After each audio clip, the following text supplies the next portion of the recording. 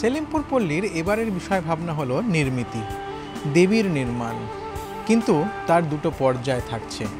দর্শকরা যখন ঢুকবেন তখন প্রথমে দেবীর লৌকিক নির্মাণের পদ্ধতি দেখতে পাবেন, ঠিক যেন শহরের এক গলিপথ বেয়ে দর্শকরা যাচ্ছেন আর তার মাঝে মাঝে দেখতে পাচ্ছেন দেবীর গড়ে ওঠার নানান কাহিনী, খণ্ডচিত্র বলা যেতে পারে।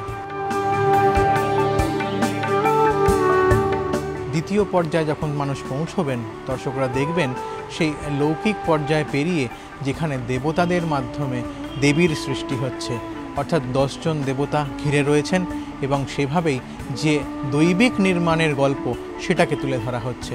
এই দুই পর্যায়ের মাধ্যমে দেবীর নির্মিতিকে তুলে ধরছে সেলিমপুর পল্লী।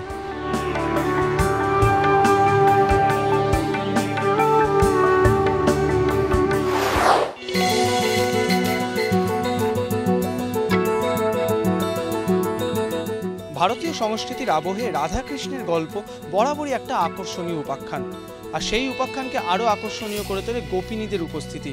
আর এবছর রাধাকৃষ্ণ তাদের গোপিনীদের সমেত একেবারে হাজির হচ্ছে বোসপুকুর তালবাগানের পুজোয়, এবং গোটা মণ্ডপ সজ্জার আধার হিসেবে ব্যবহার করা হচ্ছে মণিপুরী নৃত্যশৈলীকে।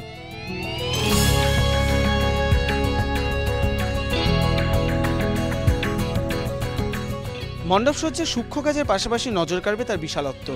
বিশালভাবে তৈরি করা হচ্ছে রাধাকৃষ্ণের মূর্তি, এবং তার সঙ্গে থাকছেন গোপিনীরা, যারা থাকবেন মণিপুরী নর্তকীর ভূমিকায়, এবং মণ্ডপসজ্জায় দেখা যাবে যে তারা ঘুরে ঘুরে নৃত্য পরিবেশন করছেন, এবং তার সঙ্গে থাকছে মানানসই ঠাকুর। সব মিলিয়ে মণিপুরী কাজ এবং রাধাকৃষ্ণের গল্পকে মিলিয়েই কিন্তু এবছর পুজোয় বাজিমাত করতে চাইছে বোসপুকুর তালবাগান।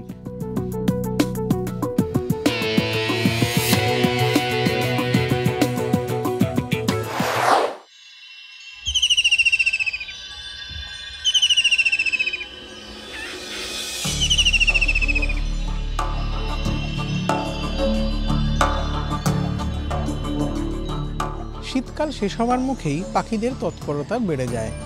যেখান থেকে যা শুকনো কাঠ পাওয়া যায় তাই নিয়েই গাছের কোটরে তাদের বাসা বাঁধা শুরু।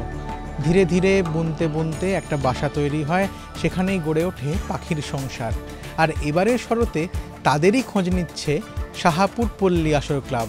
তাদের এবারের বিষয় ভাবনা ওরা কেমন আছে। গোটা মণ্ডপটাই তৈরি হচ্ছে শুকনো গাছের ডাল দিয়ে, আর তার মধ্যেই বিভিন্ন ধরনের পাখির বাসা তৈরি হচ্ছে।